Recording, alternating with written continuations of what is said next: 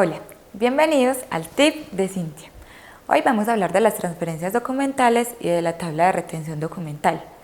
Las transferencias documentales es el ciclo en el cual organizamos y disponemos de analizar los documentos que están en el archivo de gestión, es decir, en nuestra oficina, para transferirlos al archivo central o al centro documental. Para comprender de una mejor manera el tema de la transferencia documental, es necesario saber qué es la tabla de retención documental.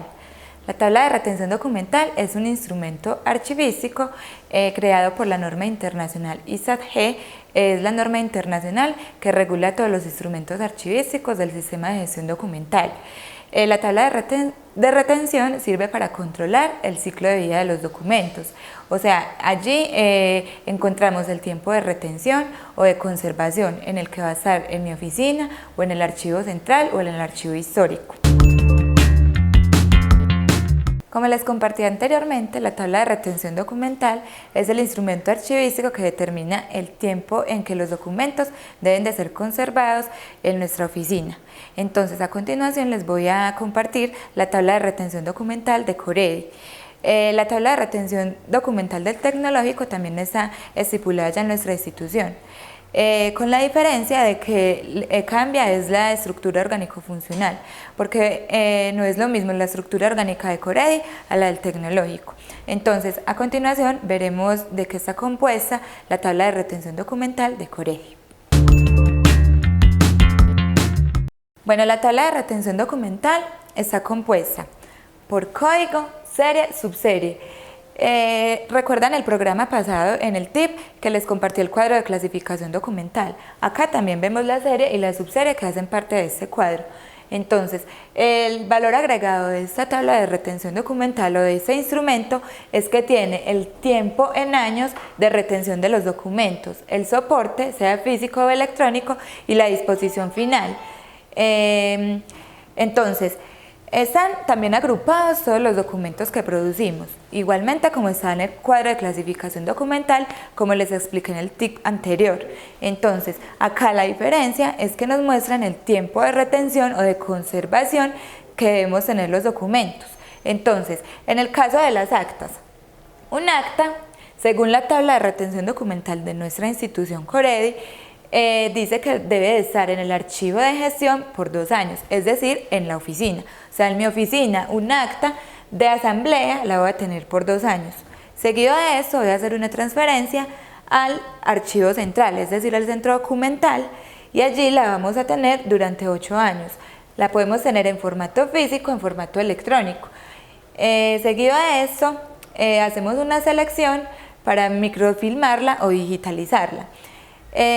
Como vemos, la tabla de retención también tiene el procedimiento para cada uno de los documentos y las tipologías que encontramos, tanto en el cuadro de clasificación documental, que recordemos que es la agrupación de todos los documentos, como en la tabla de retención documental, que es la agrupación de los documentos más el tiempo de retención o de conservación de los documentos.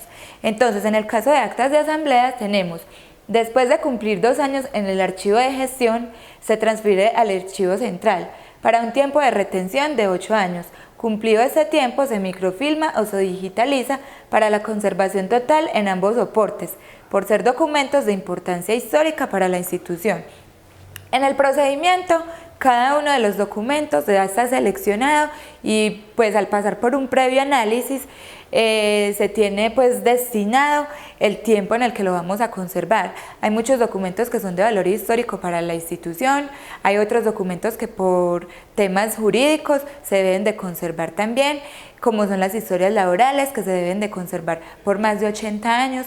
Entonces, cada documento que está en la tabla de retención y en el cuadro de clasificación documental ya tiene un previo análisis y ya tiene un tiempo de retención establecido, y así evitamos que los documentos se pierdan, evitamos sanciones o multas por funcionamiento, por no tener los documentos conservados y por no tener estipulado un tiempo de retención. Entonces, para mí la tabla de retención documental es uno de los instrumentos archivísticos más importantes, porque nos permite tener al orden del día toda la documentación y la información con sus tiempos de retención. Entonces, cuando ya no están en mi oficina, van a estar en el archivo central, en el centro documental. ¿Para qué sirve la transferencia documental? La transferencia documental, después de ver la tabla de retención documental, sirve primero que todo para garantizar el derecho del acceso a la información, que recordemos que es un derecho público, entonces debemos de dar total cumplimiento a esto. Segundo, para evitar la aglomeración de los documentos y el desorden en los archivos y en las oficinas. Tercero, para dar orden y cumplimiento a la Ley General de Archivos, que recordemos que es la 594 del 2000, en donde exige a todas las instituciones públicas y privadas o privadas con funciones públicas a tener el sistema de gestión documental al orden del día.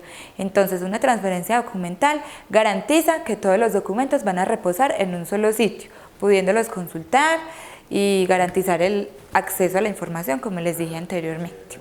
Los pasos para hacer una adecuada transferencia documental son: primero, identificar los documentos a transferir. Segundo, hacer una revisión profunda de los documentos. Allí debemos identificar si son series documentales, si son de importancia, si están en el cuadro de clasificación y en la tabla de retención. Tercero, y el más importante, es diligenciar debidamente el formato único de transferencia documental. El cuarto es revisar que todos los documentos estén sin material metálico, que no tengan clips ni ganchos y que estén debidamente dispuestos en las unidades documentales, es decir, en las carpetas. El 5 es disponer los documentos en las cajas de archivo para ser transferidos al centro documental. Recordemos que este procedimiento es el número 6 y está dispuesto en el Google Drive de las instituciones, tanto de Coredi como del Tecnológico. Espero haber sido útil y clara con este segundo instrumento del sistema de gestión documental de la organización.